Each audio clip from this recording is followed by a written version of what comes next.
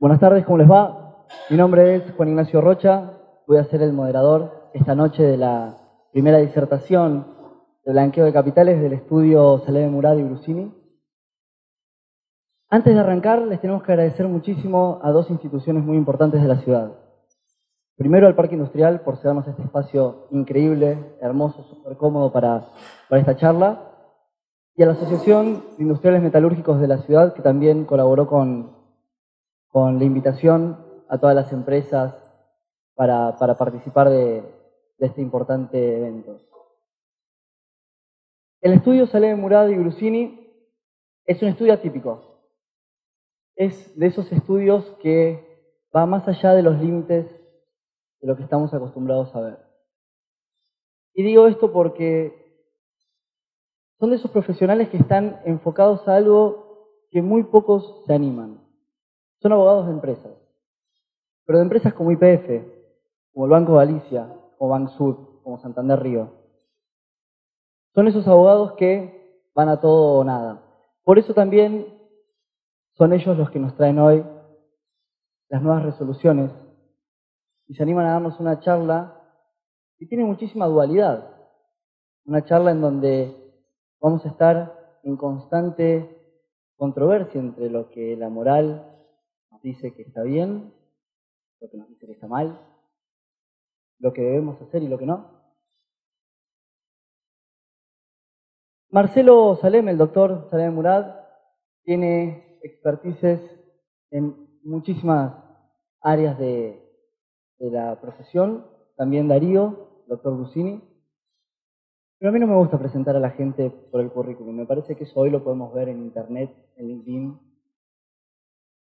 A mí me gusta pensar que la gente se cruza en la vida de uno, desmembra y penetra en la temporalidad cuando vivimos para dejar algo, para dejarnos algo, para conectarse.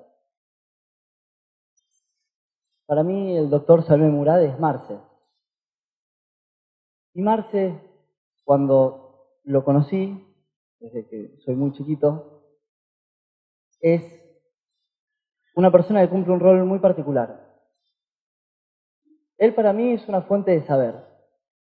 Por eso es un privilegio tenerlo hoy con nosotros, hablando de algo que muy poca gente se anima a hablar públicamente. Es un privilegio, Marce, porque realmente no solamente te conozco como profesional, sino como amigo, y es de esas personas que uno tiene como una Wikipedia viviente, ¿no? En donde levanta el teléfono, pregunta y se saca la duda. Hoy ustedes tienen ese privilegio. Pero además de eso, como dijimos al principio, el estudio Saleh Murad y Brusini no va a medias aguas. Así que decidimos jugarnos un poco más. Levante la mano quien tiene un smartphone. Tiene una sola, levante la mano quien tiene un smartphone. Bueno, ¿saben qué descubrimos nosotros? Que en realidad en las disertaciones no se nos ocurren al final de las charlas, las preguntas, se nos ocurren en el momento, ¿no? Ustedes se ponen a pensar, el cerebro humano tiene más de 70.000 pensamientos diarios, entonces es importantísimo aprovechar ese momento en donde nos surge una duda. Así que les pido por favor que saquen sus teléfonos. ¿En serio? Sáquenlos ahora. Ingresen a internet, se pueden conectar a un wifi gratuito que tenemos, que es Saleh Murad, que nos lo dio la gente de Stratos. Tenemos un servidor dedicado para nosotros. Esta charla está completamente enfocada a lo tecnológico también. Así que ingresen a salememurad.com.ar/charla y ahí van a ver una aplicación. Carguen sus datos y toda duda que ustedes tengan en el momento que se les ocurra mientras el doctor Saleh Murad o el doctor Brusini hablan, pregunten. Hagan la pregunta en el momento. Nosotros tenemos un sistema en donde vamos a estar filtrando constantemente las preguntas que se repiten, ¿sí? Y al final de la charla, en un encuentro así, tipo de café, nos vamos a sentar los tres acá y vamos a contestar todas las preguntas. En realidad ellos van a contestar, yo nada más voy a ser de moderador, todas las preguntas y dudas que tengan. Así que ¿saben qué? Les pido un fuerte aplauso para el doctor Marcelo Saleh Murad para que empiece la charla.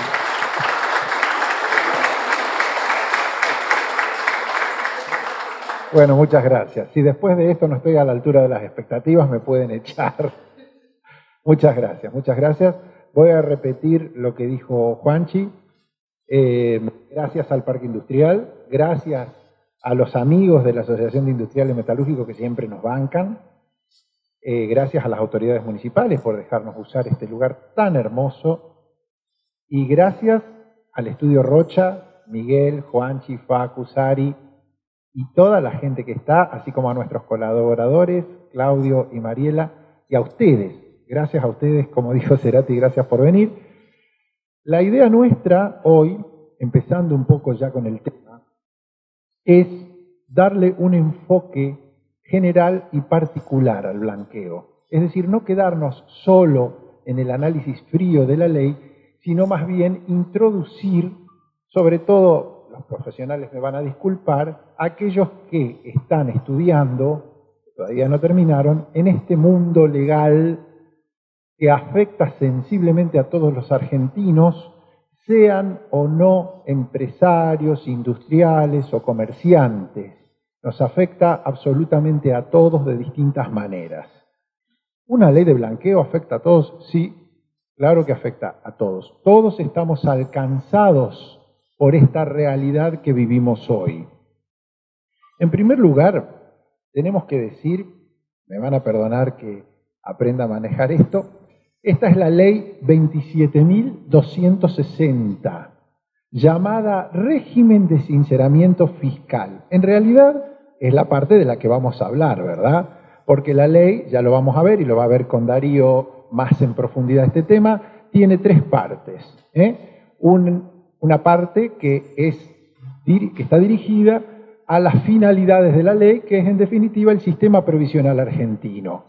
Otra parte que se refiere netamente al blanqueo, que de eso voy a hablar yo, y otra parte que se refiere a la moratoria, que de eso va a hablar el doctor Brusinio Darío, como decimos. Bien, empecemos por un tema esencial. Los impuestos, ¿hay que pagarlos? ¿Qué son? Sí, a los impuestos hay que pagarlos. Hay que pagarlos, porque los impuestos son la vía única que tenemos a permitir la existencia de una sociedad organizada que nos permita a su vez a nosotros desarrollarnos como personas, como individuos, con miras al bien común. Esa es la idea de nuestra Constitución Nacional. ¿Qué decía Juan Bautista Alberdi, el inspirador de la Constitución Nacional? Sin rentas no hay gobierno. Sin rentas no hay gobierno, sin impuestos no hay gobierno, pero también la palabra rentas en Alberdi significaba sin ganancias económicas no hay gobierno. Primero está la industria del hombre, el trabajo del hombre, que genera las rentas. Y después viene el gobierno, que también vive de esas rentas que generamos nosotros. Entonces, este equilibrio tan delicado entre lo que es mío, lo que gano con mi trabajo y lo que tengo que pagar como obligación prácticamente unilateral, como sujeto pasivo del tributo, es el corazón no solo de esta disertación, sino de la vida en sociedad. ¿Por qué el Estado puede venir a sacarme a mí una parte de lo que gano? ¿Con qué derecho? ¿Para qué? Esto es lo que está en juego hoy.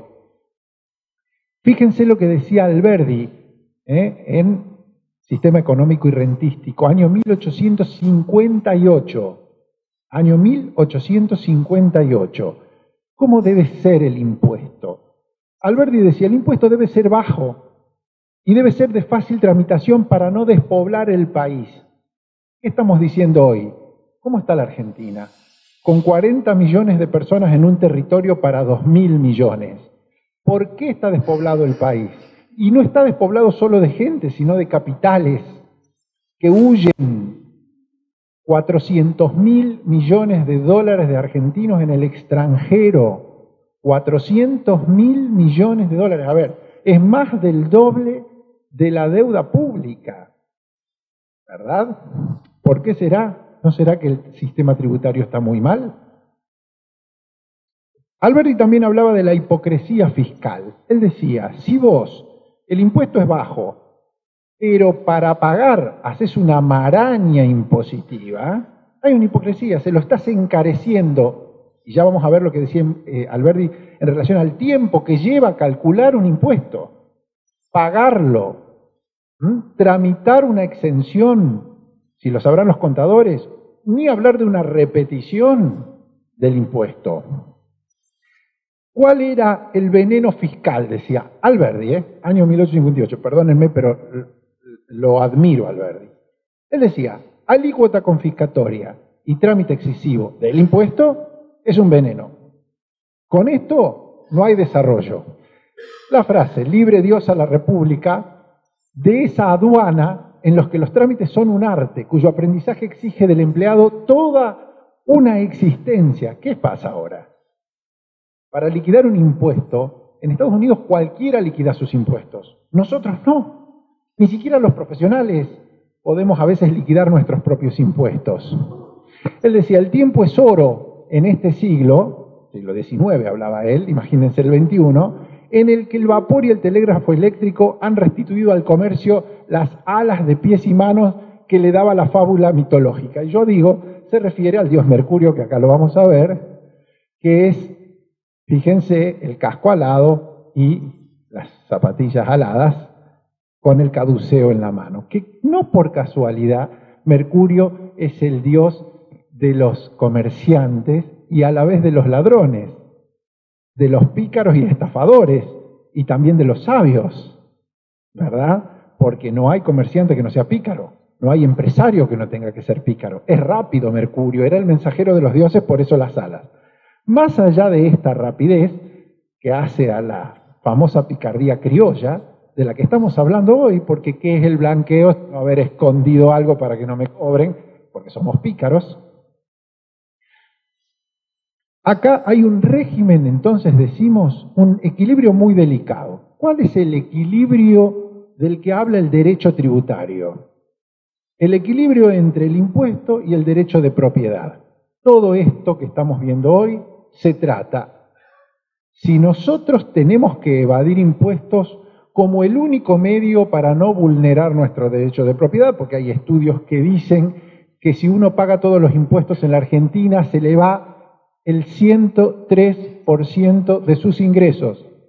Es decir, que ni siquiera endeudándose se puede pagar todo, más allá de la credibilidad o no de este estudio.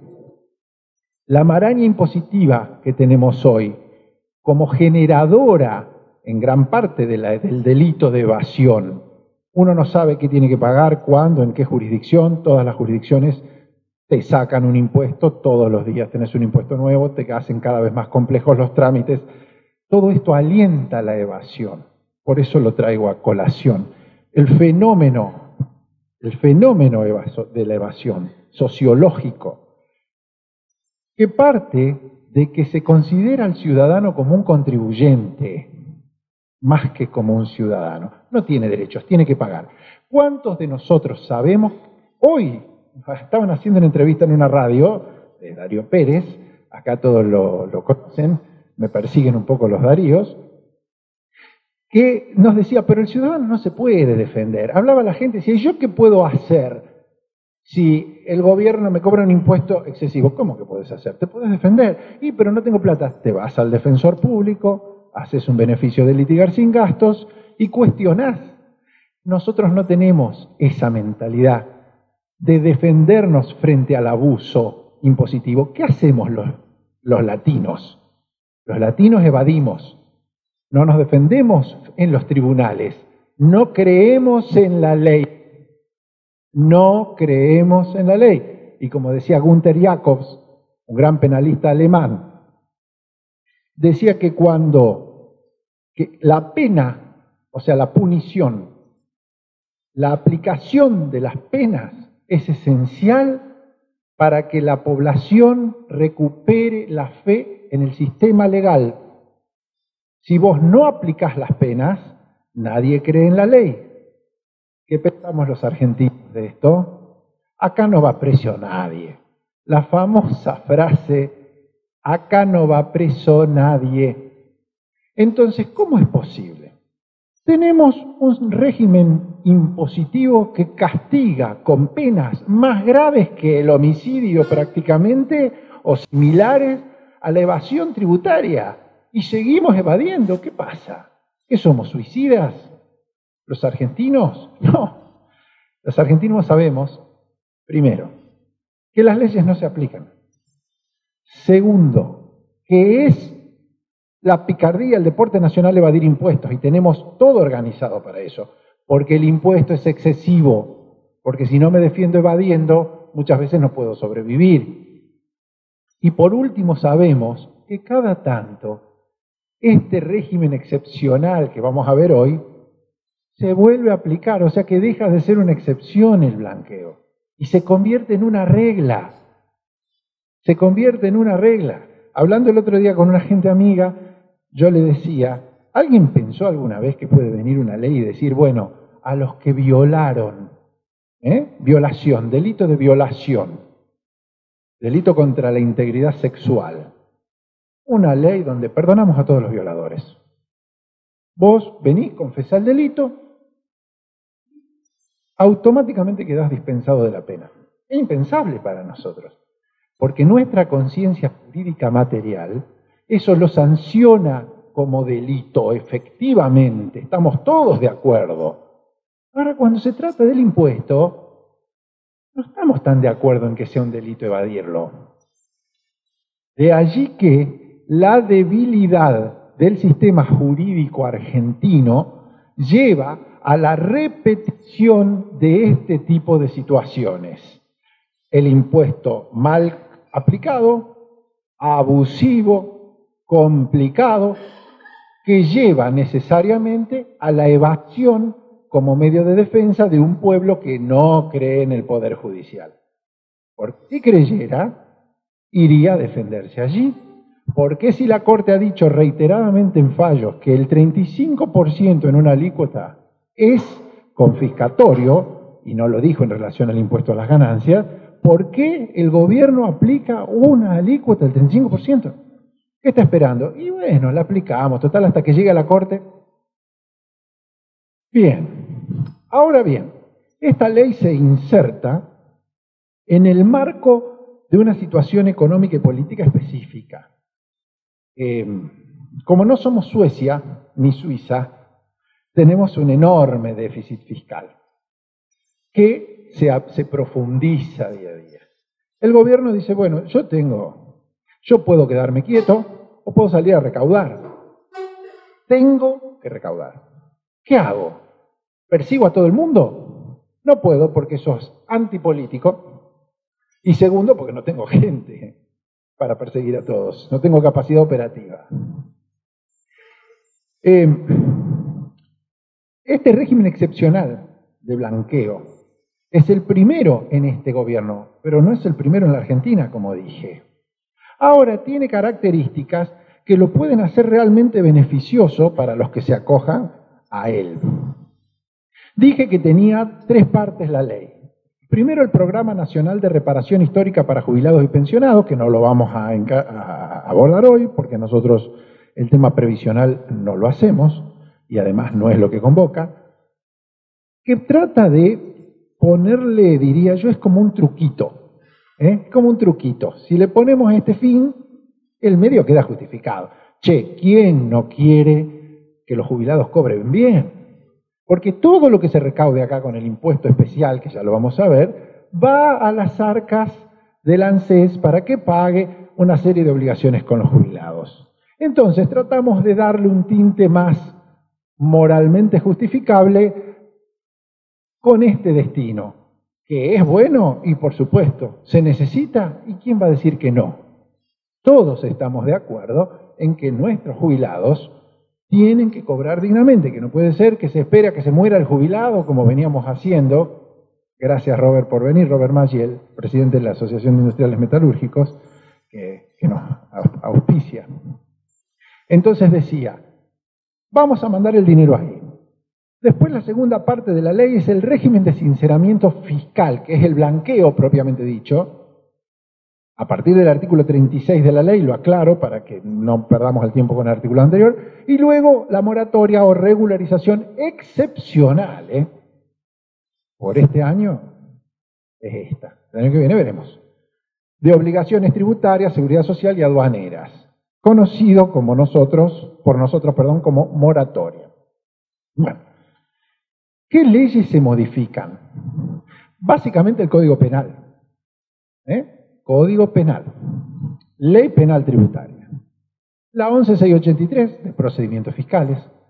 Las leyes impositivas, impuesto a las ganancias, IVA, etcétera, etcétera, etcétera, etcétera, porque ya vamos a ver que prácticamente se deroga la obligación de abonar las alícuotas que debieron haberse abonado, y los códigos de procedimiento, porque afecta también a las reclamaciones civiles en curso, las reclamaciones administrativas en curso y las reclamaciones o juicios penales en curso por evasión tributaria.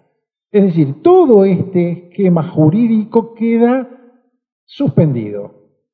Todo esto se suspende para poder introducir el blanqueo. Es decir, es evidentemente algo grave, ¿verdad? De allí que decimos que es excepcional, no es la regla.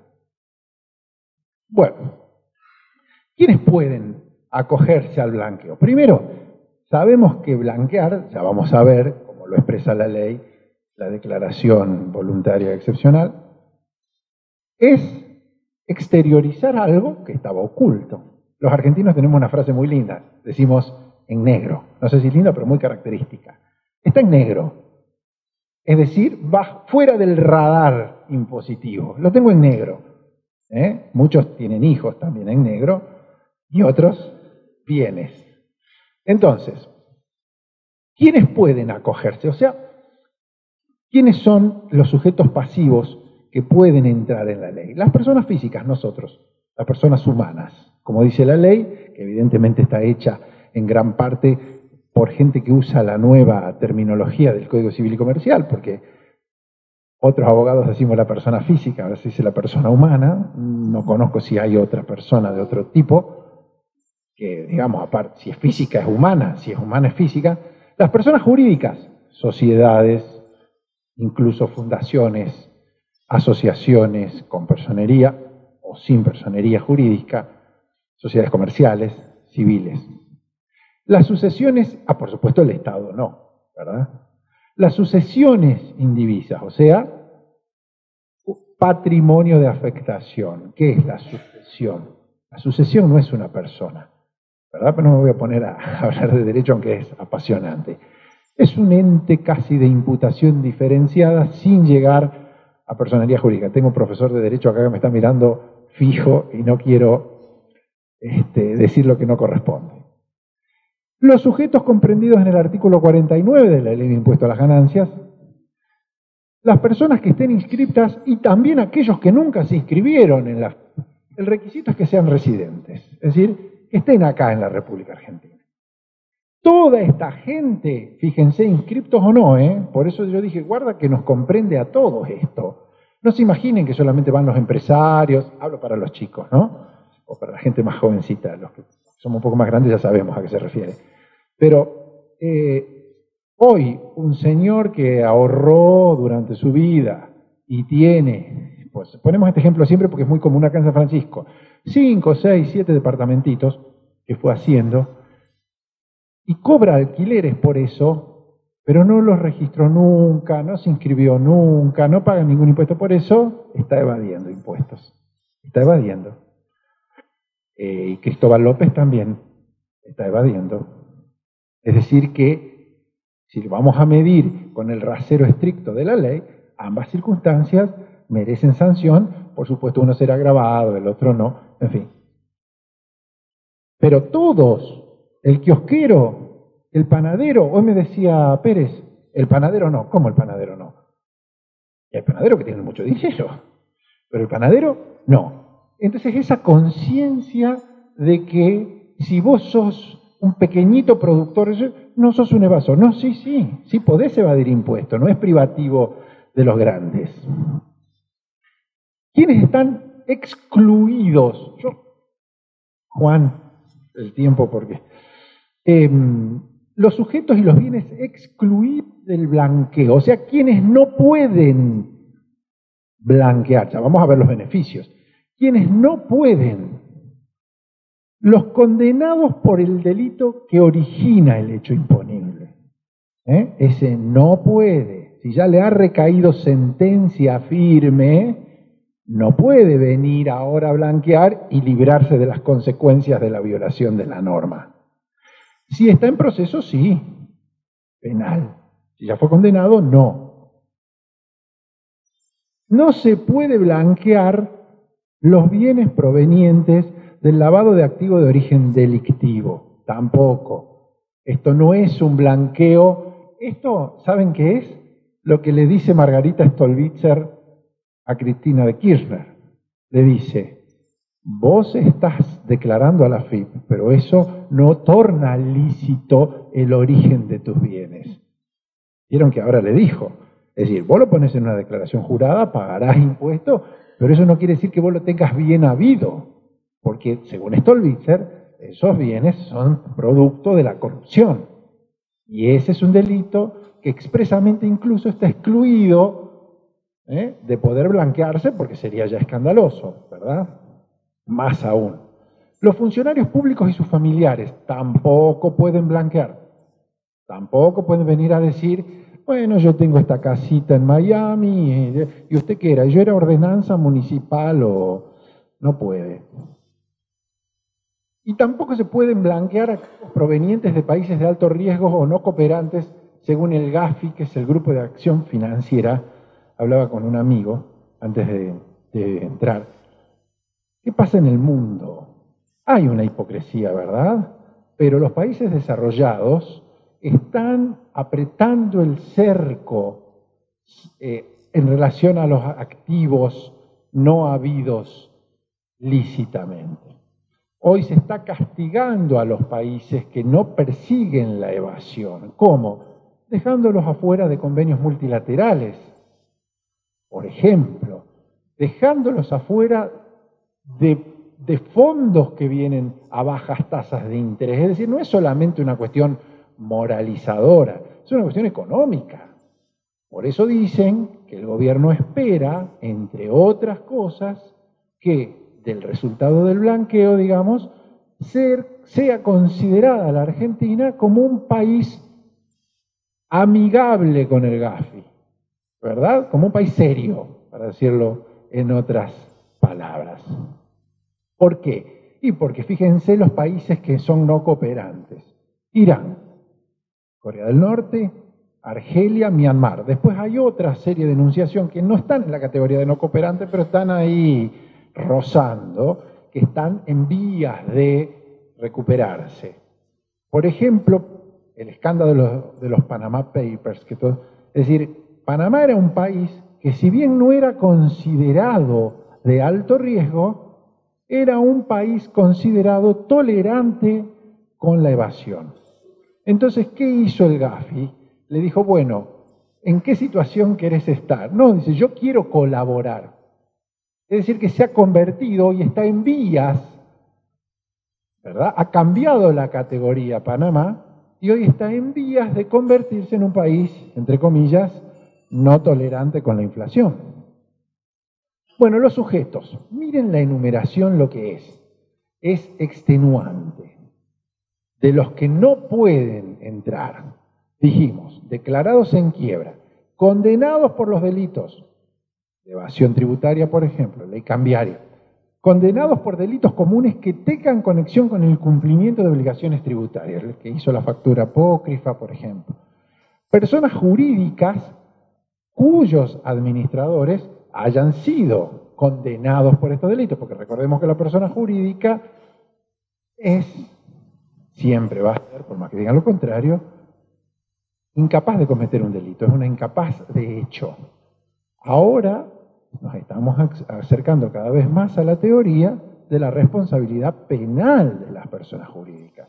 Es decir, que si el director, administrador, gerente de una persona jurídica comete un delito, la legislación se va acercando cada vez más a disolver el ente, que a lo mejor sus socios no sabían.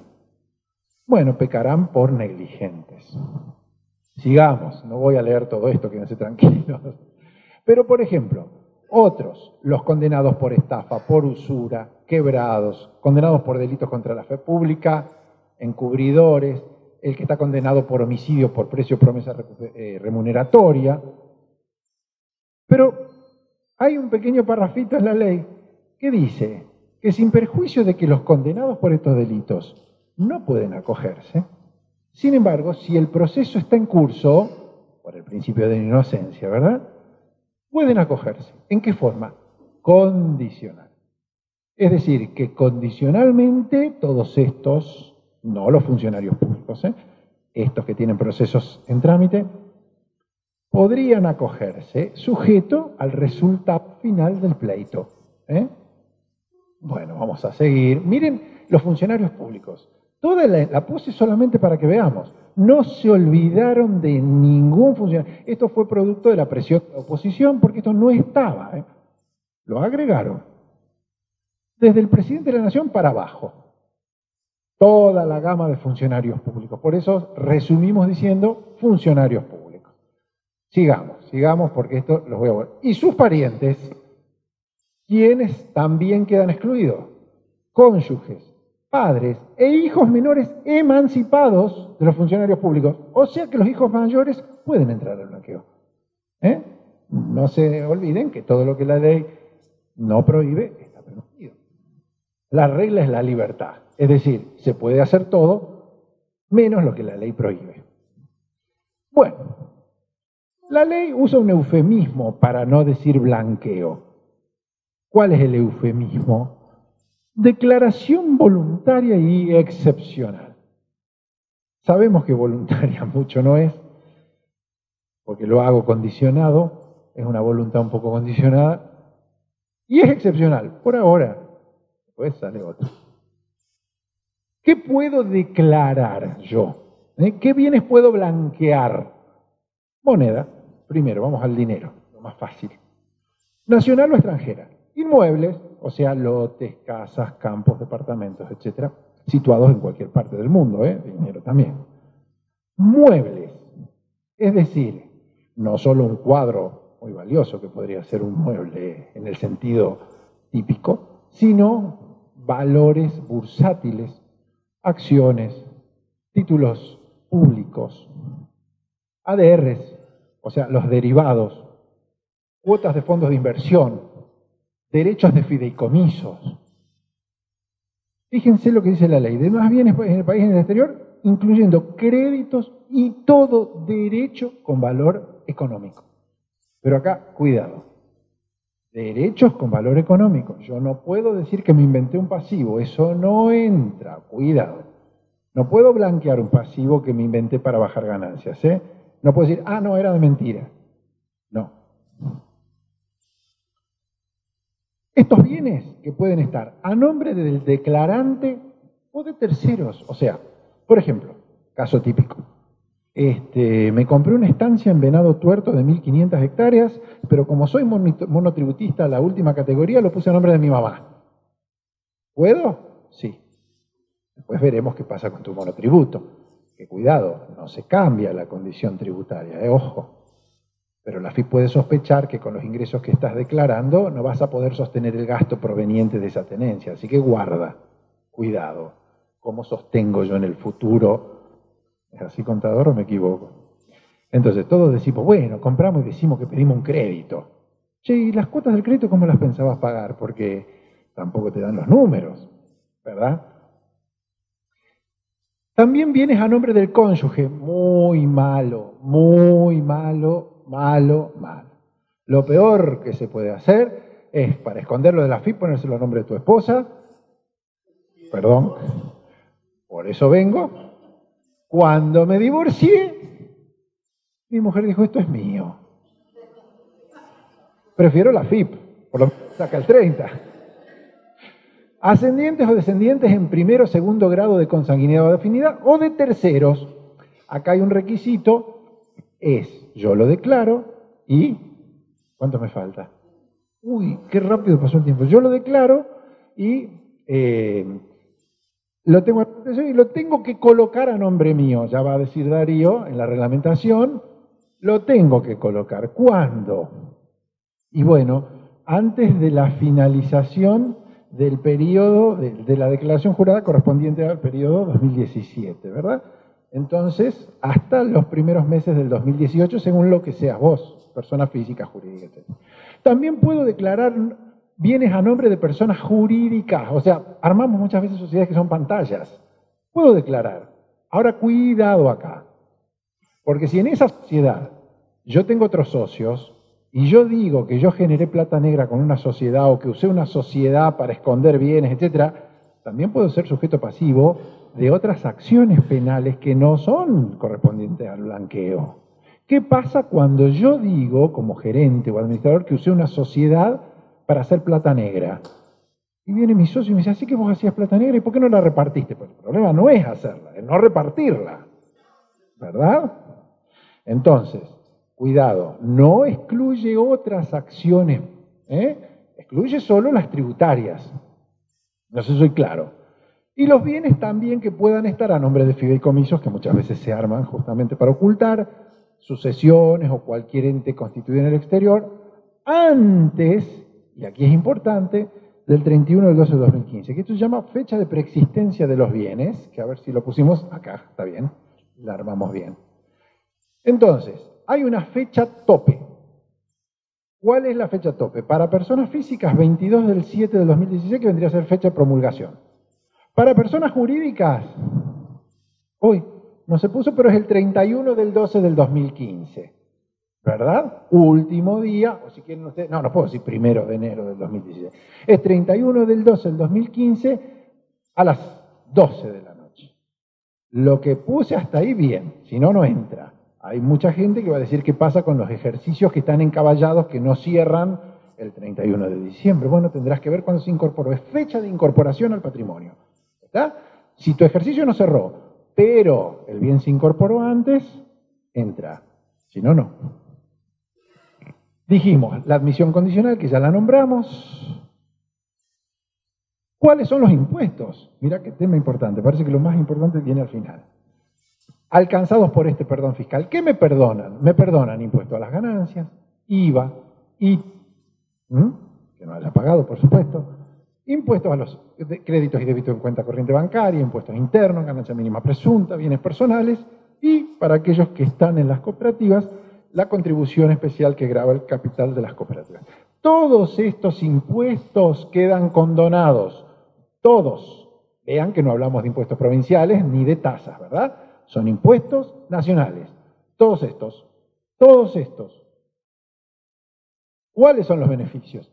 Extinción de las acciones administrativas, penales y civiles. Extinción cuando termine de pagar. Cuidado, cuando pague la contribución especial, se extingue. Si no, no se suspende. Penal, tributaria, cambiaria, aduanera, infracción administrativa. ¿Qué condonan? Los impuestos, porque ya vamos a ver que se reemplaza por otro, los intereses y las multas. Y además me garantizan que no van a perseguir a mis testaferros, o perejiles, como quieran llamarlo. También dijimos que quedan liberados los gerentes, administradores de las personas jurídicas, etcétera, etcétera, etcétera. Estos también quedan liberados, encargados de los fideicomisos. Bueno, ahora ¿cuánto cuesta? Famoso, acá llegamos al corazón del tema. Miren lo que contraponemos. No tengo 3 minutos más de los que 45. Bien, 3 nomás. ¿Hay moratoria para esto?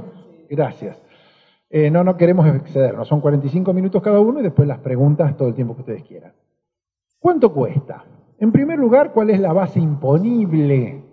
Porque el costo se va a tomar como un porcentaje del valor de los bienes. Es decir, que la base imponible es el valor de los bienes. Ya lo contesté, ¿verdad?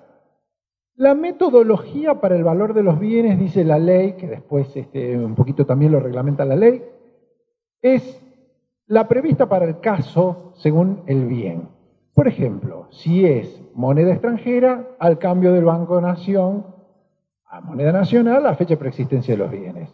Si es un inmueble, acá entramos en un temita. ¿Qué es? Y bueno, el valor es el valor en plaza, no es el valor de adquisición. No es el de bienes personales. No podemos mentir porque nosotros subfacturamos todas las adquisiciones. Compré una casa en 25 de mayo y Mitre. ¿Cuánto la pagaste? 50.000 pesos. ¿Cuántos metros tiene? 550 metros cuadrados. Y lo hacemos. Bueno, eso no va. Lo que va es valuación al precio de plaza hecha por corredor o martillero reconocido. Y cuidado, porque ese es el valor de incorporación. No es solo a estos efectos. Es decir, que bienes personales, después lo voy a pagar con esta evaluación, ¿verdad? Bien, ¿cuáles son las alícuotas? Si los bienes no superan los 305, que es el mínimo de bienes personales, cero, no pago nada. Declaro un bien que vale, qué sé yo, tenía 100.000, no pago nada. Si los inmuebles, en todos los casos, superen o no 800.000 pesos, es el 5%, porque ya la ley distingue las alícuotas entre 305 y 800.000. Los inmuebles siempre pagan el 5%, superan o no.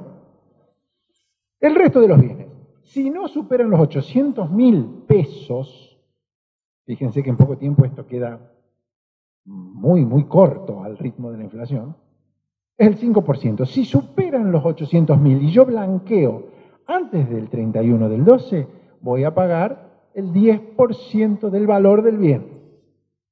Si me demoro en subirme a la moratoria, al blanqueo, y supera los 800.000, el 15%, es bastante grande el aumento de la alícuota, es un 50% más. Bien, ¿cómo lo pago? Dinero de contado, contante y sonante. Yo puse mediante el ingreso a la moratoria, pero cuidado, no hay que confundirse. Lo que se paga en virtud del blanqueo no entra en la moratoria. ¿Tá? Yo puedo ingresar a la moratoria una cantidad de otros impuestos, que ya va a hablar Darío, o en otra situación jurídica. Los bonos también son una opción para no pagar. Es decir, yo no quiero pagar el 10 y el 15, ¿qué hago? Puedo comprar bonos del Estado Nacional. En el caso, por supuesto, puse una aclaración bastante estúpida, que no sean inmuebles, ¿verdad? Bueno, el 10% que yo tengo que pagar, lo puedo pagar en bonos del Estado Nacional a valor nominal Bonar 17 o bono global 17 hasta el 31 del 3 del 2017. Implica una reducción para quienes paguen después del 31 del 3 por el tipo de bono. Voy a explicar. Yo puedo comprar esos bonos, que son dos tipos de bonos, uno a 3 años y uno a 7 años, y si yo permanezco en esos bonos no pago el 10%, no pago nada. ¿No? Con todo el dinero que tengo compro, o parte, discusión con el doctor Brusini, según él puede ser parte, la ley no aclara, es decir, que yo puedo, si yo compro, por ejemplo, yo blanqueo 100 pesos, compro 100 pesos de bono, no pago nada. Son bonos intransferibles y tengo que permanecer un cierto tiempo ahí. ¿Estamos hasta ahí? Bien. Yo puedo comprar bonos que no rinden intereses, por eso hay que ver el costo financiero. Y acá hay gente muy experta en temas financieros. Tengo que ver si me conviene comprar un bono y tenerlo sin intereses durante 3 años, o me conviene pagar el 10%. Hay que ver costo financiero. O puedo comprar un bono a 7 años, pero a los 4 años me puedo ir. Ahí tampoco pago. Ahora, si yo tengo 100 pesos, ¿tengo que poner los 100 pesos en bonos? En el caso, para no pagar, no sé si se entiende. En el caso de los bonos a 3 años, de los bonos a 7 años hay una particularidad. Yo puedo comprar el 30% de lo que yo tengo que blanquear en esos bonos y me cubre el 100%. En el caso de los bonos a 3 años, no. Tendría que comprar el 100%. Bueno, dijimos, bonos en dólares a 3 años, intransferible, no negociable, emitirse, bla, bla, bla, bla, bla, bla. Y hay otro tema muy interesante cuando no pago, y esto le va a interesar a los escribanos. No pago tampoco cuando ingreso ese dinero a fideicomisos o fondos de inversión, y cuidado, no solamente abiertos, cerrados. Por ejemplo, los que van destinados a financiar proyectos inmobiliarios. Tengo que estar 5 años, veremos los costos del fideicomiso ese, pero yo puedo armar un fondo de inversión cerrado, por ejemplo, para hacer 2 edificios, 3 edificios. Tengo que entrar a ese fondo, me tienen que aprobar el proyecto, que es conforme a lo que dicte la CNB, pero caminan, no es una cosa extraña, y tampoco pago plata, no pago un impuesto, me ahorro el 10%, o sea que ya estoy entrando bien, me ahorro el 10% porque entro a construir un edificio, porque lo que quiere el gobierno es que se mueva la economía real. Bien, las tenencias de dinero, ¿qué hago? Tengo que depositarlas si no están depositadas. O sea, si están depositadas en el país o en el exterior, se informa con el certificado. Che, es esta plata, este banco, número de certificado y todos los datos. Si no están depositadas, la plata que tengo en el colchón, la tengo que llevar al banco. No hay otra. Hay 10.000 consultas sobre, che, y si yo iba a comprar un inmueble y tengo la plata y en vez de depositarla voy a comprar el inmueble, no. Tengo que depositarla. Bancarícense. Tiene que permanecer por lo menos a nombre del titular 6 meses. Y se puede retirar para adquirir bonos o bienes muebles o inmuebles según la reglamentación. Es decir, que no necesito tenerla 6 meses si voy a comprar uno de esos bonos o si voy a comprar inmuebles. Bien. ¿Qué pasa cuando caduca? Si me encuentran que tengo bienes no declarados. Es decir, yo entré a la moratoria y hoy me olvidé un campo de 2.500 hectáreas que tenía en provincia de Santa Fe, pero cuidado, lo había heredado de mi abuela, no importa, se te cae el plan. Si no se paga el impuesto, también se cae el plan. Y no se puede invocar prescripción para no pagar. Es decir, no es que si yo blanqueo un bien que compré hace 10 años, lo puedo blanquear sin pagar porque está prescripta la acción tributaria correspondiente. No. Todo lo que se blanquea, se paga. Y si te lo dejas afuera y te lo encuentra la FIP, no hay 10 años que valga porque es un bien no declarado y no hay prescripción. ¿Estamos? Bueno, muy abogadín. Y acá me pusieron para que digan muchas gracias, que yo creo que ya debe haber coincidido con así. Bueno, muchísimas gracias y los espero en las preguntas.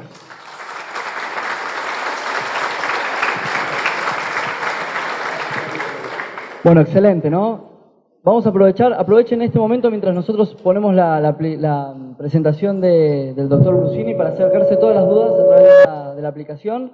Los que no pudieron o no escucharon cuál era la URL, tienen que entrar desde el celular, en internet, y nada más escriben salememurad.com.ar/charla y ahí ya pueden empezar a hacer las preguntas, ¿sí?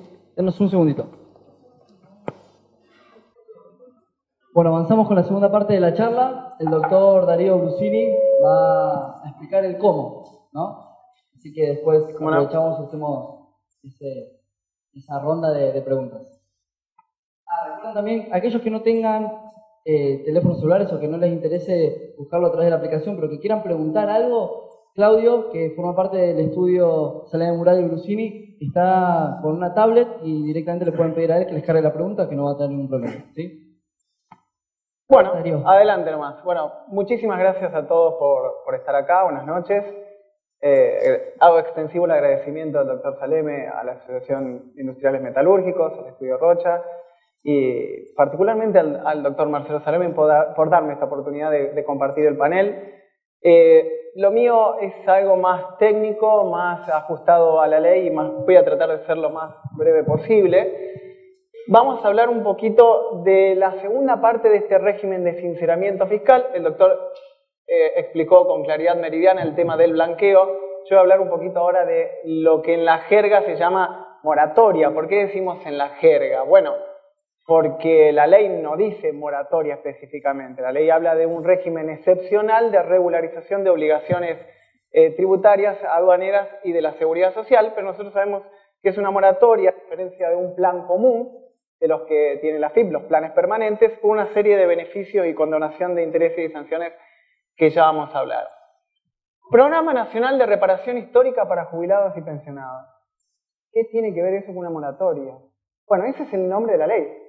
La ley se llama así, Programa Nacional de Reparación Histórica para Jubilados y Pensionados. Lo que sucede es que la estructura que tiene es que es una ley ómnibus. Trata temas de seguridad social, temas impositivos, temas aduaneros, pero la idea de que esté consustanciado es, como explicó el doctor antes, que mediante el régimen de sinceramiento fiscal, con lo que se recaude a través del blanqueo, sirva para subvencionar o hacerse cargo de los mayores costos que va a implicar ese programa de reparación histórica, que significa tratar de regularizar un poco todos esos juicios pendientes con los jubilados y reconocer el retroactivo que se les da de deuda. Pero nosotros nos hacemos cargo en esta charla del libro segundo de la ley, régimen de sinceramiento fiscal, y en mi caso les voy a hablar del título segundo, que es la regularización excepcional de obligaciones. Vamos a hacer mención del título tercero, qué beneficios hay para los contribuyentes que son cumplidores, porque pareciera que están en las leyes para los que no cumplen, y los que cumplen, porque hay muchos que tienen sus impuestos al día. ¿O no? Debe haber, alguien tiene que haber que tenga los impuestos al día. Bueno, ellos también tienen algunos beneficios, ¿sí? ¿Y qué pasa también con la posibilidad de presentar una declaración jurada, que se llama declaración jurada de confirmación de datos, que también la deben presentar todos aquellos que no se van a subir al blanqueo, que no se van a adherir a la moratoria? Entonces deben hacer esa declaración jurada, de eso también vamos a hablar más adelante.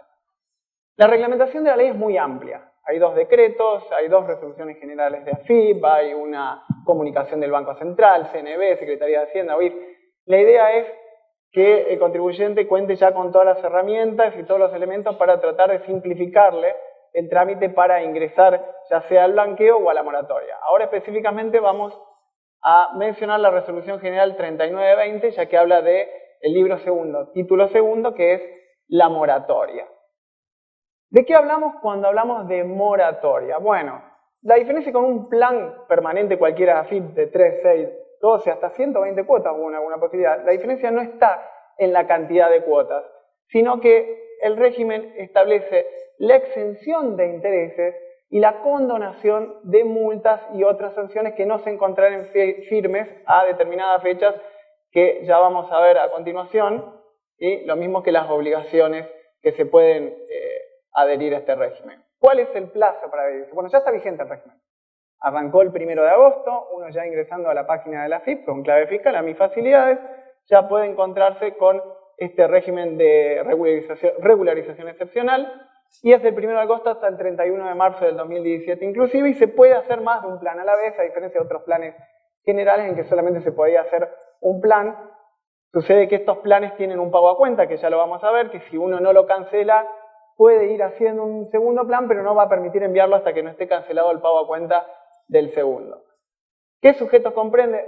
Es muy amplio: contribuyentes y responsables, responsables solidarios, responsables sustitutos, personas físicas, jurídicas y sucesiones indivisas. Y los sujetos excluidos son los enumerados en el artículo 84 que antes explicó el doctor Marcelo Saleme, condenados por delitos tributarios, delitos conexos a los delitos tributarios, quebrados o fallidos a quienes no se haya dispuesto la continuación de la empresa, y está la adhesión condicional del mismo modo que se pueden adherir condicionalmente al blanqueo. Si luego se dicta un auto de procesamiento, se caen todos los beneficios si uno se adhirió a la moratoria. ¿Qué obligaciones incluye esta moratoria? Bueno, es muy amplia. A diferencia de cualquier otro plan, acá tenemos obligaciones tributarias, aduaneras y de la seguridad social, vencidas al 31 de mayo del 2016, fecha tope, eso es muy importante. A esa fecha tienen que estar presentadas las declaraciones juradas originales o rectificativas determinativas de los impuestos, ¿sí? Y lo mismo que las infracciones que se hubieran cometido hasta esa fecha límite. Yo hice esa enumeración porque ahí tenemos algunas diferencias con otros planes. Por ejemplo, agentes de retención y de percepción se pueden incorporar, SICORE IVA, SICORE ganancia. El capital de los anticipos, que generalmente está excluido de los planes, solamente permitían ingresar los intereses, el capital también se puede adherir. Bueno, las deudas en discusión administrativa, contencioso administrativa o judicial siempre estuvieron la posibilidad de hacerlo. Reformular los planes que se encuentran vigentes, incorporar deuda de planes caducos, que solito el sistema se lo va a tirar cuál es la deuda que se puede incorporar, ya lo vamos a ver. Incluir obligaciones prescriptas si tienen ganas, y también los autónomos pueden incluir esa deuda, solamente que va a ser al valor actual. Pero tiene una condonación interesante del 100% de los intereses, que también ya cuando veamos los beneficios lo vamos a repasar. ¿Qué conceptos están excluidos? Estos conceptos que enumera la resolución general en el artículo 4 son genéricos. Normalmente en todos los planes están excluidos los mismos conceptos, porque dependen de subsistemas que no son propios de la recaudación de AFIP. Aporte de obras sociales, cuota de RT, servicio doméstico, los planes vigentes, los pagos a cuenta, no los anticipo, como dijimos antes, que ahora se podían incluir, aporte y contribuciones a Renatea, etc. Son exclusiones que normalmente ya lo establecen los planes generales permanentes. ¿Cómo nos subimos a la moratoria? Bueno, el plazo es del 1 de agosto al 31 de marzo. Antes de estar determinado, tienen que estar presentadas las declaraciones juradas. Hay que constituir y mantener el domicilio fiscal electrónico como paso previo. Si vas a ingresar al plan y no tenés el domicilio fiscal electrónico, no te lo va a permitir generar. Ingresar a mis facilidades, ya está vigente esa opción de regularización excepcional, ley 27.260, y ahí le van a aparecer dos solapitas, una para validar la deuda, es decir, esto es novedoso, porque uno ya ingresa ahí y solo el sistema te tira a ver toda la deuda que vos tenés como para incorporar al nuevo plan, ¿sí? Te va a tirar la deuda de planes caducos, es decir, todo aquello que sí se pueda incorporar. O bien, hay otro solapa que dice nueva presentación y ahí reformulás lo que son los planes vigentes. Paso siguiente, consolidamos esa deuda. ¿Cómo?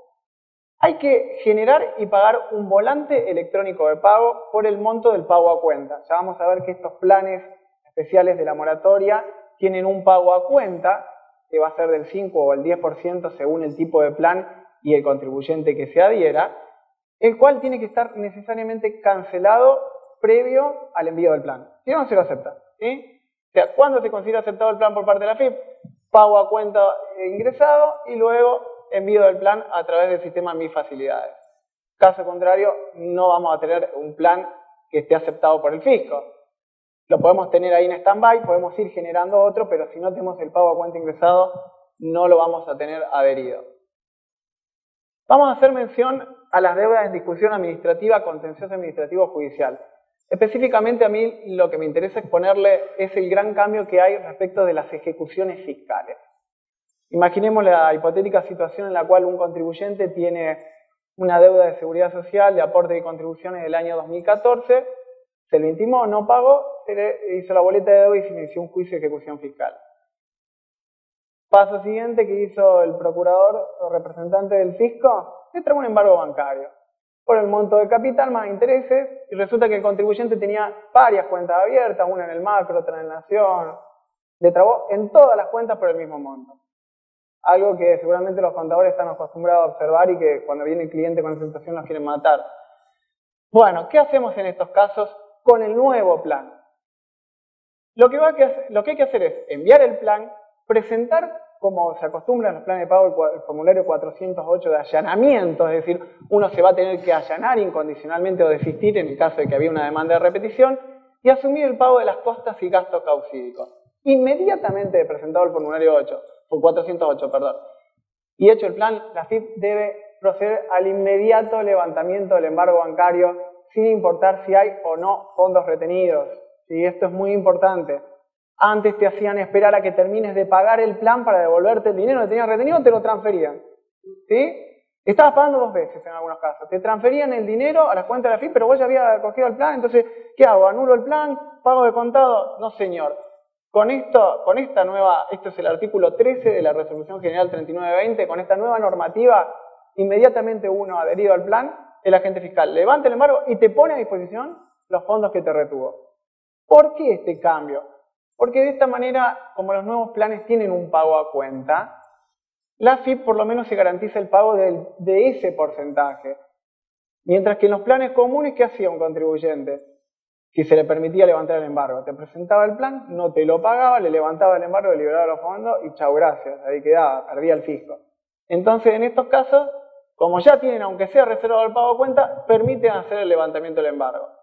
No le pagaste el honorario al procurador, no importa, el embargo te lo tienen que levantar igual. Esto es muy importante también saberlo. Y luego, la ley menciona otras medidas cautelares que aplica el mismo criterio para el levantamiento del embargo. Pusimos inhibiciones entre signo de pregunta. ¿Qué otras medidas cautelares traba la AFIP, además del embargo bancario? ¿Te puede trabar un embargo en un automotor? No, te traba una inhibición en el registro de propiedad de automotor y te la mantiene hasta que termines de pagar el plan. ¿Sí? Eso es muy común. Bueno, en estos casos se levanta el embargo y se debe levantar la inhibición. Lo ponemos entre preguntas porque menciona otras medidas cautelares. La ley no dice específicamente inhibición, pero esa es la medida cautelar típica a la que acude el fisco al momento de tener que garantizar sus créditos. Entonces la conclusión es que adherido a la moratoria, inmediato levantamiento de embargo y devolución de los fondos retenidos si existiere. ¿Qué efectos penales tiene? Este es un tema que le va a interesar mucho a los abogados. ¿Qué sucede si, por ejemplo, a un contribuyente se le detectó una evasión por el impuesto al valor agregado, supongamos, también por el año 2015, y se hizo una denuncia penal por evasión simple? Bueno, este contribuyente, si se adhiere a la moratoria, se acoge a la moratoria por esa deuda por la cual se le hizo la denuncia penal, se le van a suspender las acciones penales tributarias, o en su caso aduaneras que están en curso, y se va a interrumpir al mismo tiempo el curso de la prescripción penal. Y si no hubiera sido denunciado, se va a dispensar a la FIP de formular esa denuncia penal. ¿Sí? Ahora, se te cae el plan, reanuda todo. Reanuda la prescripción, te reanuda las acciones penales. ¿Y qué pasa si el contribuyente termina de pagar el plan? Se produce lo que se llama la extinción de la acción penal por pago. Este es un tema muy polémico porque esta era una cuestión que estaba prevista en la ley penal tributaria de la ley 24.769, el famoso artículo 16, la bala de plata, decíamos los abogados, porque te permitía extinguir la acción penal por pago por única vez. Puede ser una sola vez. Si pagabas de contado, te acogías a un plan de pago, también te lo aceptaba. Con la reforma de finales del 2011, comienzo del 2012, la ley 26.735 elimina esta posibilidad. Hoy le llama pago espontáneo. Hoy la única forma que hay con la ley penal tributaria de zafar, de fugarse del proceso, es decir, uy, pucha, quizá cometí una evasión, voy y pago antes que me llegue un requerimiento de la FIP. ¿Sí? Eso queda diametralmente modificado con esta ley. Yo me adhiero a la moratoria, yo pago religiosamente ese plan y se me extingue la acción penal, me fugo del proceso penal. Esto es importantísimo para quien esté denunciado penalmente. Evasión simple, evasión agravada, ¿sí? O cualquiera de los delitos previstos en la ley penal tributaria. ¿Qué otros beneficios tiene acogerse a esta moratoria? Bueno, exención de intereses, vamos a llamarlo, y condonación de multas y otras sanciones, así dice la ley.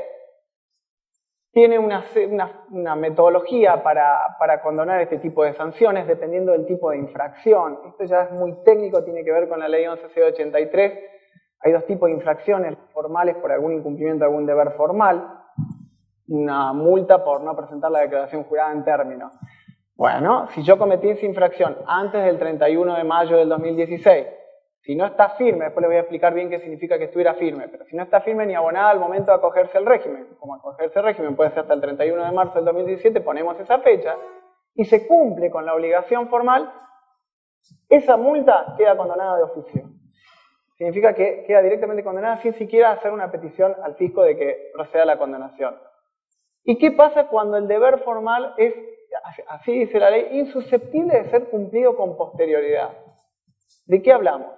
Yo pongo el ejemplo de haber emitido una factura con el CAI vencido. Es un incumplimiento formal, está sancionado en el artículo 40 de la ley 11.683, que puede ser con multa o clausura. Supongamos que me aplicaron solamente la multa, porque después voy a tener que discutir la clausura en la justicia.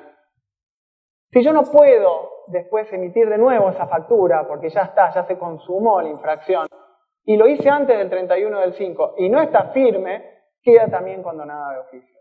¿Sí? ¿Qué pasa con las infracciones materiales? ¿Qué son las infracciones materiales? Bueno, hay dos artículos en la ley 11.083, artículo 45 y 46, hablamos de la omisión de impuestos, típica cuando hay una inspección y presento la DJ rectificativa, me mandan enseguida la multa por omisión de impuestos, o defraudación fiscal en el artículo 46. En estos casos, la obligación principal debe estar vencida al 31 del 5, la obligación principal debe estar cumplida a la fecha de promulgación de la ley. Cuando digo la obligación principal, si a mí lo que me pusieron es una multa por omisión de impuesto del impuesto a las ganancias, yo tengo que haber cumplido previamente, ¿sí?, con la obligación principal, haber pagado ese saldo de esa diferencia de ganancia que me determinaron. Y la multa no está firme, porque la apelé, ya después les voy a explicar, quedan condonadas de pleno derecho, dice la ley ahora. No dice oficio. Dice de pleno derecho. Nosotros abogados decimos ipso iure. Ahora, de pleno derecho no significa que no tenga que yo pedírselo al fisco. Así que aquí posiblemente haya que, esto todavía está muy poco reglamentado, quizás haya que presentar un formulario multinota, un 206i, pidiéndole que en base a lo que establece la resolución general 3920 vengo a solicitar que quede condenada la multa, atento que la misma no se encontraba firme y cumple los requisitos. Posiblemente haya que hacerlo de ese modo, ¿sí? Lo mismo sucede para los agentes de retención y percepción. Por el importe retenido o percibido que no lo hayan ingresado, se acogen a la moratoria y si no se encuentra firme, quedan condenadas. ¿Qué es una multa o una sanción firme? Hay dos fechas distintas. Se encuentra firme cuando la fecha de acogimiento al régimen, para el caso de las infracciones formales, o a la fecha de vigencia de la ley, que es el 22/7, para infracciones materiales, agentes de retención y percepción, los actos administrativos dice se hallaren consentidos o ejecutoriados según las normas procesales aplicables. Yo les doy un caso típico de cuando no está firme una multa. Yo cometí la infracción antes del 31/5, me hice un sumario del artículo 70 de la ley 11.683 por omisión de impuestos. Me inicio el sumario para aplicarme la multa. Yo tengo 15 días para hacer un descargo. No hice el descargo. Me llega una resolución donde me aplican la multa. Tengo 15 días más para hacer un recurso de reconsideración. No hice el recurso de reconsideración, la multa queda firme. Se haya consentida, ya está, no la puedo discutir más. Si eso ocurre antes del 22/7/2016, no queda condenada de oficio. ¿Sí? Esa es la fecha límite. ¿Qué otros beneficios tenemos? La exención de los intereses. ¿Sí? Muy importante la moratoria, no solamente condonación de multas, sino que tenemos exención o reducción de intereses. ¿Qué intereses quedan reducidos? Los resarcitorios, los punitorios, por apelación maliciosa al tribunal fiscal, por multa y tributo aduaneros. Incluye, esto es importante, la condonación de intereses resarcitorio y punitorio cuando yo pagué el capital antes del 22/7/2016. Yo pago el capital antes de la sanción de la ley, me quedaron pendientes los intereses, lo meto en la moratoria, viene con reducción. Eso también es importante. ¿Cuánto te reduzco los intereses? Bueno, para el caso de los autónomos, el 100%. Solamente, ¿qué ocurre con autónomos? Y bueno, tengo que incluirlo en el plan al valor actual. ¿Sí? Yo tenía un autónomo de hace 3 años, no es lo mismo los valores de hace 3 años que ahora. ¿Sí? Por ahí uno tiene que jugar con eso, a ver qué es lo que le conviene según la condonación. Y luego las condonaciones de intereses dependerá de la antigüedad de la deuda, el porcentaje que te van a condonar. Por ejemplo, si yo tengo deuda del año 2015 hasta el 31 de mayo del 2016, te van a perdonar el 90% de los intereses. Si del 2013-2014 75, 2011-2012 50, deuda posterior al 2010 el 25%. Esa es la reducción que vas a tener en el plan. ¿Cómo hago operativos estos beneficios? Bueno, acogiéndome al plan, o puedo hacer un pago de contado. Si hago el pago de contado, te hace una oferta la FIP. Si pagás hasta el 31/3/2017, fecha de vencimiento de acogimiento al régimen, te hacen un 15% de descuento del capital, además de la condonación de interés y beneficios. Es conseguir la plata luego. O me adhiero a alguno de los planes de facilidad de pago. ¿Qué planes tenemos? Bueno, básicamente 4 planes establece la ley. ¿Sí? El primer ítem habla de un plan general. Este se pueden adherir todos los contribuyentes. Tiene un pago a cuenta del 5% del total de la deuda consolidada, 60 cuotas mensuales al 1,5% de interés mensual. ¿Sí? Después, ante otro tipo de contribuyentes, pueden optar o por el plan general o la micro y pequeña, pago a cuenta del 10, 90 cuotas y un interés del promedio de la tasa pasiva del Banco de la Nación Argentina, que ya vamos a ver cómo se calcula. Si es una mediana empresa o un gran contribuyente, plan general o pago a cuenta del 15 y 90 cuotas con un interés, tasa pasiva promedio del BNA con un piso del 1,5%. Lo que mejor la pasan, aunque la han pasado muy mal, en caso de emergencia agropecuaria, no tiene pago a cuenta, 90 cuotas y el interés del 1%. ¿Qué particularidades tiene este plan? A ver, el pago del anticipo tengo que hacerlo por medio electrónico, ¿sí? Hay que hacerlo por VEP, volante electrónico de pago. Al 5% le vas a adicionar el capital de los anticipos si metiste anticipos en el plan. ¿Sí? El capital se le adiciona el 5% y el monto mínimo es de 500 pesos. El BEP queda en el sistema por 24 horas. Si no lo pagaste se le cae, tenés que volver a generarlo. Y así sucesivamente hasta que lo mandes. ¿Sí? El importe mínimo de la cuota son 500 pesos. Las micro, pequeña y mediana empresa, para poder adherirse a los otros planes que vimos recién, tienen que contar con esa caracterización del sistema registral. Eso, el que maneja más o menos el tema impositivo, tienen que ir al sistema a registrar y ver si tienen esa caracterización como pyme, ¿sí? Y qué tipo de empresa está categorizada por AFIP, ¿sí? Si no, hacer el trámite correspondiente para poder optar por los otros planes. Y hay que ver si se le conviene o no según el monto del anticipo y el dinero disponible que tenga.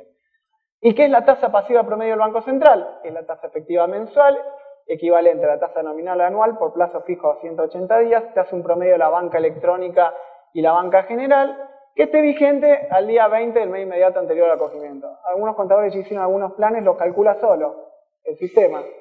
¿Así? El sistema te calcula solo ya cuánto del interés que te debe pagar, pero va a ser más que el 1,5. ¿Sí? El interés es mayor. ¿Qué pasa si me rechazó la AFIP el plan? Bueno, lo tiene que hacer por resolución fondada y notificármelo al domicilio. Si me lo rechazó, yo puedo hacer una nueva solicitud. Se lo puede rechazar porque consideran que había alguna deuda que no se podía incluir, algún incumplimiento formal. Ahora, ¿qué pasa si yo ya hice pagos en ese plan? ¿Lo puedo imputar a un nuevo plan? No, te va a quedar como un saldo disponible que vos después entras a cuenta tributaria y lo utilizarás para compensar algún otro impuesto, pero no lo podés imputar a un nuevo plan. El resto es como casi todos los planes de pago, las cuotas las debitas el día 16 o 26 de cada mes, eso es débito automático de la CBU que vos declaraste al hacer el plan. Si es día inhábil pasa al hábil siguiente, se pueden rehabilitar las cuotas que se van a debitar el día 12 del mes siguiente, o lo puedes pagar por web, pero no excluye la caducidad. Ahora vamos a ver el tema de la caducidad. O puedes cancelar anticipadamente. Si hiciste con el dinero, voy a cancelar anticipadamente el plan, lo vas a poder hacer luego de la segunda cuota. ¿Cuándo se te cae el plan? Bueno, hacer unos planes de mayor cantidad de cuotas te permite que queden impagas mayor cantidad de cuotas. Cuando eran planes cortitos de 3 o 6 cuotas, una cuota impaga y te mataban. Ahora son falta de pago de 3 cuotas que pueden ser consecutivas o alternadas, los 60 días corridos posteriores al vencimiento de la última, o si cuando te quedó la última cuota de pagar, a los 60 días de vencido, si te quedó alguna impaga, se te cae el plan. Ahora, vos pudiste haber rehabilitado la cuota, pero si esa cuota la rehabilitaste tarde porque ya tenías configurada la caducidad, no la salva. Y ojo que la caducidad del plan se notifica por iVentanilla. ¿Alguno chequea iVentanilla? La verdad que es algo que no... Me llegaron un mail de cortesía al mail que entro todos los días, que lo tengo en el celu, bueno, está. Pero por iVentanilla, si lo recibiste, ya está, estás notificado, se te cayó el plan y se te caen todos los beneficios. O sea que, ojo con la caducidad de los planes. Eso es el tema de la moratoria. El otro título que me gustaría ahora hablarles rápidamente, que sea, ¿cuáles son los beneficios para los contribuyentes que cumplen? ¿Sí? ¿Quiénes son los contribuyentes que cumplen? Bueno, la ley y el decreto reglamentario te dice que son contribuyentes cumplidores quienes hubieran, fíjense el desparramo que da, quienes hubieran cumplido sus obligaciones tributarias correspondientes a los periodos fiscales inmediatos anteriores al periodo fiscal 2016. No era más fácil decir, si venías cumpliendo con los tributos 2014-2015, sos un contribuyente cumplidor. Bueno, damos esa vuelta. Le agrega el decreto que tiene que estar cumplidas las obligaciones tributarias en su totalidad, ya sea mediante el pago o si tenía un plan de pago, tiene que estar cancelado antes de la entrada en vigencia de la ley. ¿Sí? Eso es importantísimo. Al momento de solicitar la adhesión a estos beneficios, tenés que tener presentadas las declaraciones juradas y que no existan, obviamente, deuda líquida exigible por obligaciones impositivas, aduaneras o de la seguridad social. ¿Qué beneficio me da a mí como contribuyente cumplidor? Tengo una exención del impuesto a los bienes personales, periodo fiscal 2016 a 2018.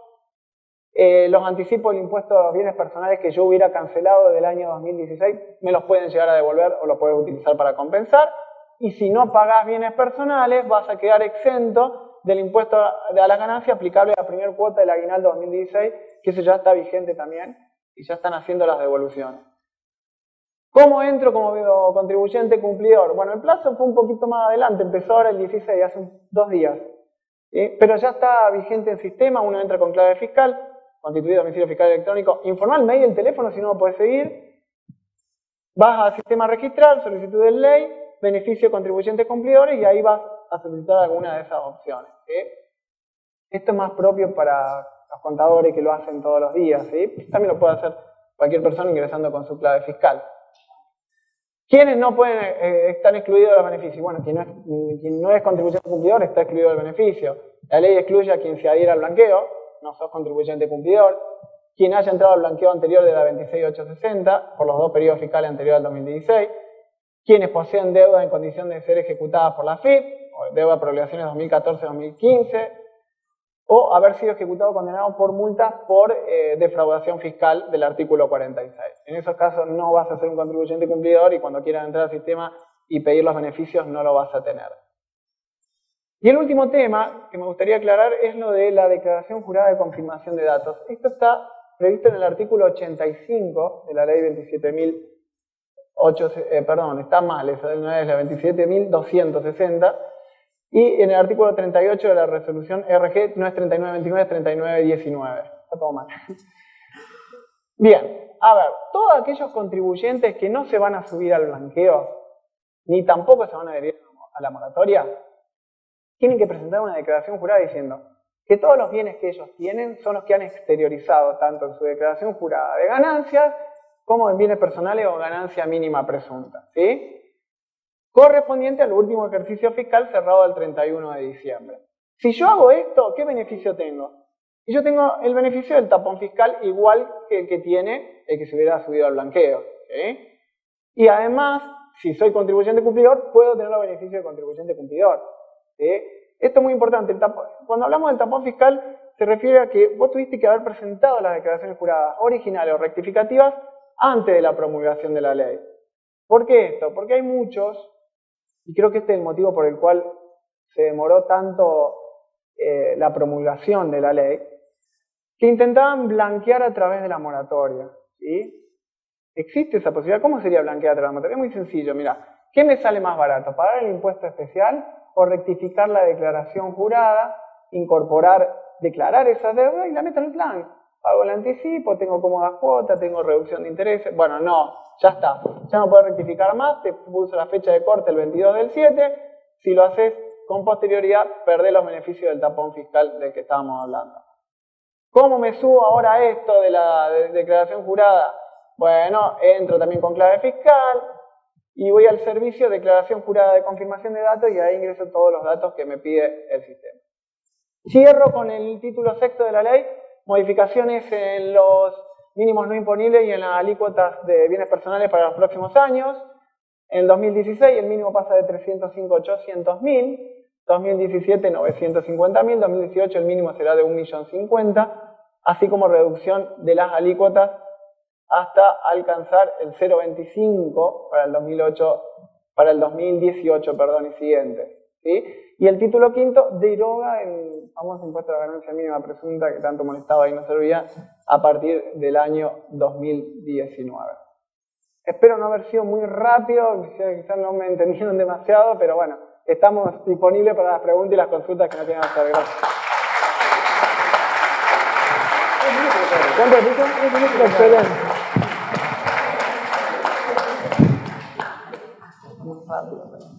Bueno, un lujo. El doctor Lucini nos explicó todo en algo así como 35 minutos, una cosa increíble, un récord.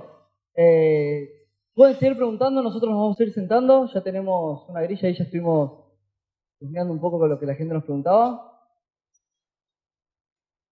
Recuerden, por supuesto, que si se les ocurre alguna pregunta en el medio, ahí va a estar los dos sugieres que trajimos del estudio que les están cargando las preguntas, ¿no? A ver si sabemos contestar. Poco que Han sido muy optimistas haciendo tantas preguntas.